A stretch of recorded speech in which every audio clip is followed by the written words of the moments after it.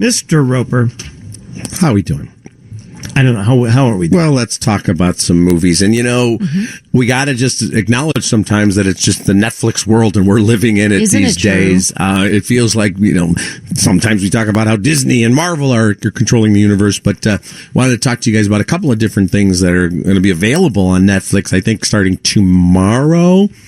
Let's start with Velvet Buzzsaw, which sounds like a Lou Reed album from around 1977. It actually does have kind of a punk rock connotation, but Velvet Buzzsaw is a movie like you've probably never seen before. Now, here's the setup for Velvet Buzzsaw.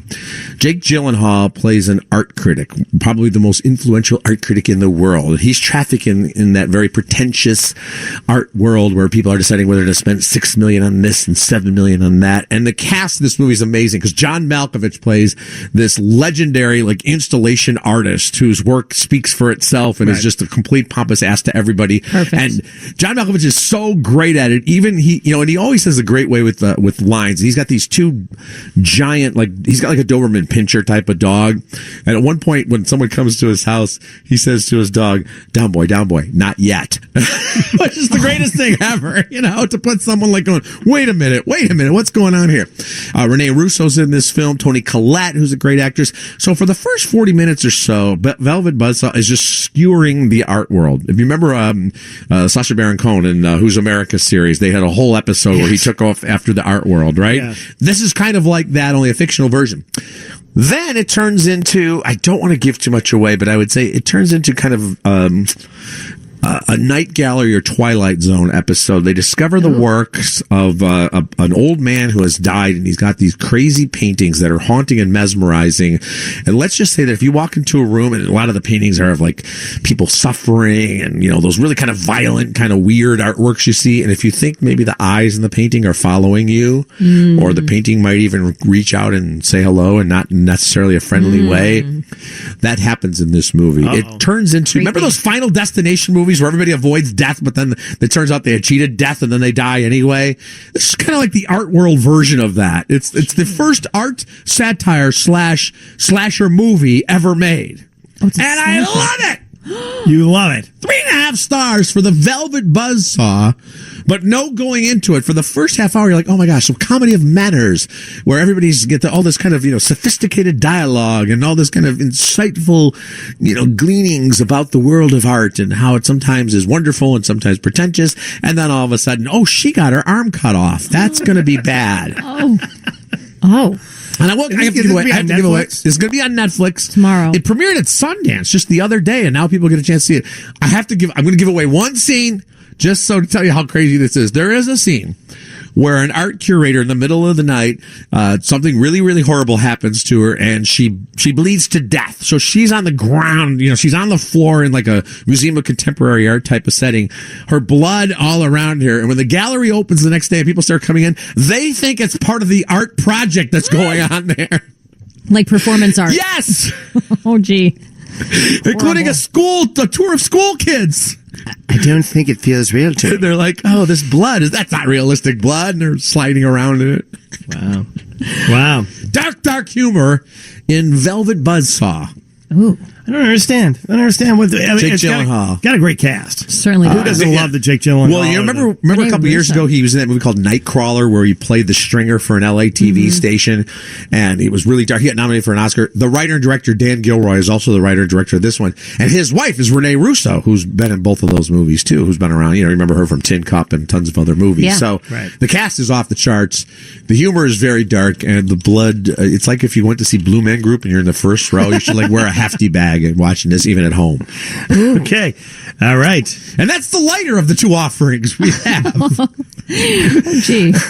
All right. You know what? Stand by, because we do want to talk about this Ted Bundy. I really do want to talk to you guys about that. Film, because a lot of controversy. It has, or a limited series, right? This is the limited series. There's also a movie coming out starring Zac Efron as Ted Bundy, a fictional film that's also generating controversy. But we're going to talk first about the Netflix limited series. Everybody's all nuts about this stuff. Yeah. Why does everybody have to be so mad about everything right now? Our level. Who's asking? Why do you have to ask about why we're so mad? Our level of offense has just gotten off the charts. Everyone's offended about something, or wants to punch another guy in the nose. Well, I'm interested to hear what you say about this, because some say they're glorifying the charisma and the sexuality of Ted Bundy. All right, Velvet Buzzsaw, 3.5 stars. Yes. Watch it on Netflix. Yes. Did not go to the theaters. No. It might be in some limited release, but they wanted to get it out there at Sundance because now, once again, we're talking about, eligibility for awards. Hey, it had a theatrical release. How does it make any money when it goes on Netflix? Netflix pays the rights to it? Yeah. Well, and Netflix, of course, as you know, every once in a while you find out that your monthly subscription is being raised. It just did. I don't think anybody ever cancels because they're like, okay, another $1. Still wow, only, let's binge watch 50 shows. Well, you don't know it. You have to go through your credit card with a fine-tooth comb to figure it out because you got so many subscription services. That's and it's true. still so low, like you say, For all of the stuff that you get. It's too much. I It sometimes is go too through the much. menu of Netflix. I have all three, the Prime, the Netflix, and the Hulu, and Yeah. I will take a minute or an hour and 15 minutes to go through all of my offerings, and then I'm too tired to You don't watch make it, and I go time to left. sleep. I do the same It's thing. true. There are comics on Netflix of specials I've never heard of, and then I look them up, and they played the Rose Bowl. Well, after selling out 50 straight shows at the Rose Bowl, Right. But Yeah. you can also discover some really cool things because they learn Absolutely. your profile, they learn what you like, and then they suggest a new show. You're like, oh, mine is very I do twisted like right that. now after watching Making a Murderer 2 and the Bundy. Here's what we think you'll like. Man. All right, stay right there. Yes. We will come back. We'll talk about Conversations with the Killer, the Ted Bundy tapes on Netflix, which has stirred so much controversy, and live music today. It's a Thursday, but we're pretending it's a Friday. Just go with it. Boo Ray is here, an Americana artist of great renown. Do not miss this. He sounds great. But first, Kim Gordon, what's coming up at the bottom of the hour? Someone got the early calls. A country singing, hey, tonight. That girl, she won't be coming back. That's Boo Ray. Sea of Lights. That's the title track from the new album right there, Sea of Lights. And he'll be joining us from Studio G coming up after the bottom of the hour news with Kim Gordon. Get to hear the Boo Ray live right here. And then you can go see him tonight live at Haymarket. That is at the corner of Randolph and Halsted in Chicago. It's an amazing great restaurant spot. and amazing music bar area in the back that is it's one of the best in town. It It's is. like, you see these people like enjoying themselves in a movie, right? And it's like, where Where do I go to do that? Yeah, like an amazing artist playing, and there's Laid back bars atmosphere, and good food. great date night. And you're like, where that doesn't exist? Yeah, it does. Yeah. Right Really there, does. Haymarket. Cool. All right, Richard Roeper is here. The Ted Bundy limited series is raising hackles.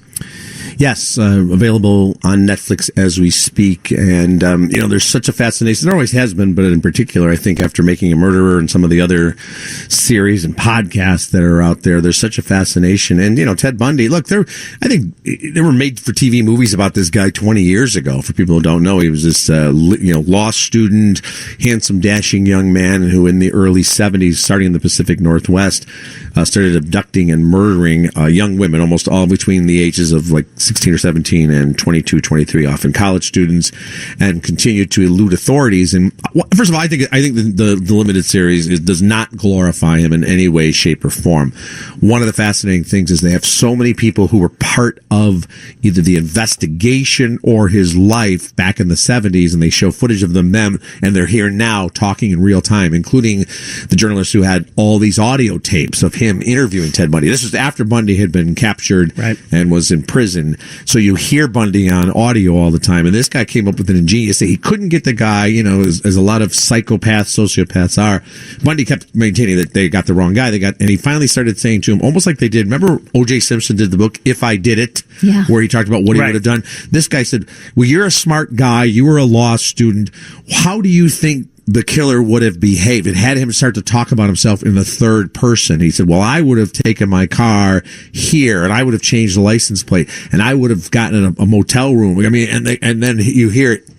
It's really chilling. Bundy, I think, was connected to more than 30 murders. There may have been even more. Right. And one of the things I think you guys will find fascinating, Rowan, and I think the listeners will as well, and Kim will as well, is the difference in evidence gathering and news gathering in the 70s. You see all this amazing footage of the news organizations where they have to set up, their remotes where it takes 5 people to do it.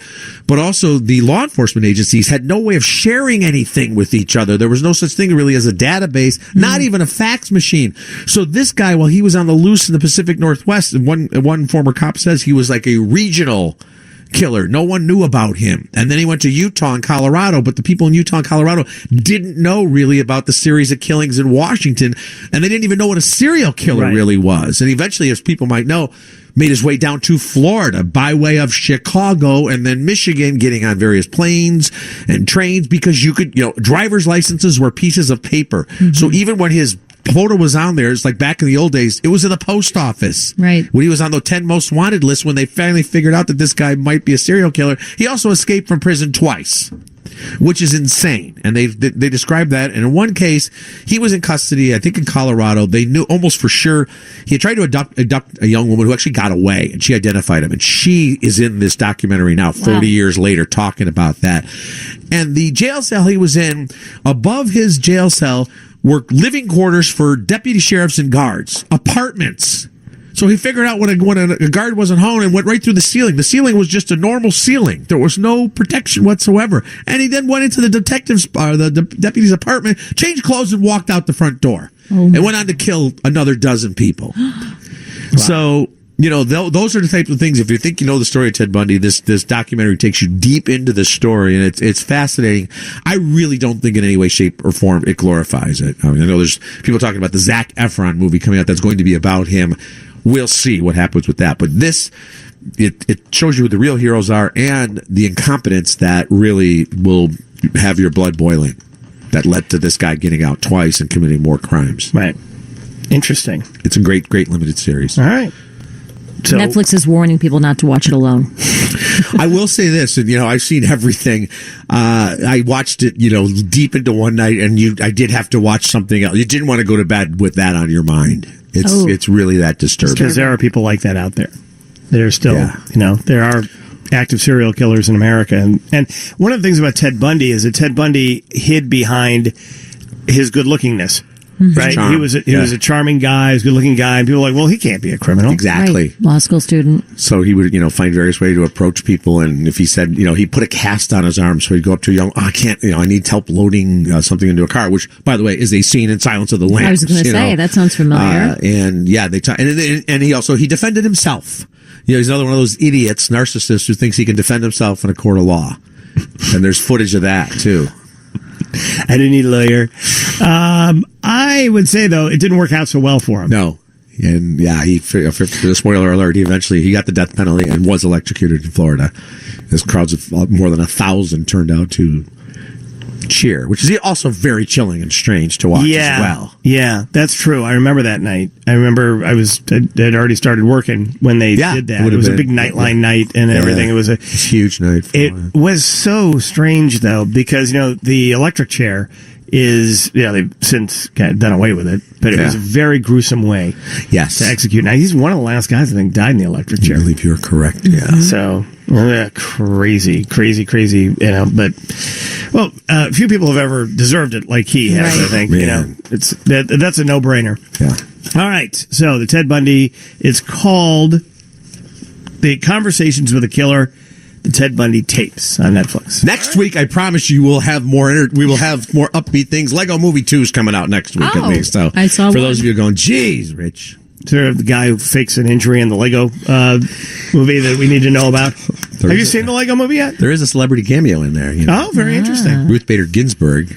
There's Notorious a Lego RGB, and I'm only telling you this because it's in the trailer, but there really is. She's got her, and yes, it's available at fine stores and online right now. Ruth Bader Ginsburg is the Bob Marley of the 21st century. Everybody's wearing a Ruth Bader. There's a documentary about her. Nominated for an Oscar. They're wearing T-shirts. It's crazy. Yeah. It's crazy. I tell you, crazy. All right. Thank you, sir. Appreciate it. How about some upbeat music we'll get? Yes, I think that's what we're going to do. We're going to head right toward that. But right now, let's find out from, we already know from Kim, right? Did we know? Yes, we did find out from her already what's coming up. I'm really, you know what? I think... Is it Friday? I think it's not Friday. It feels like a Friday. Me to remind you? And I think I froze something. I cannot. no. I can't think. My brain Piece of is your brain? totally sideways right now. Jeez. Kim Gordon's news coming your way in 2 minutes.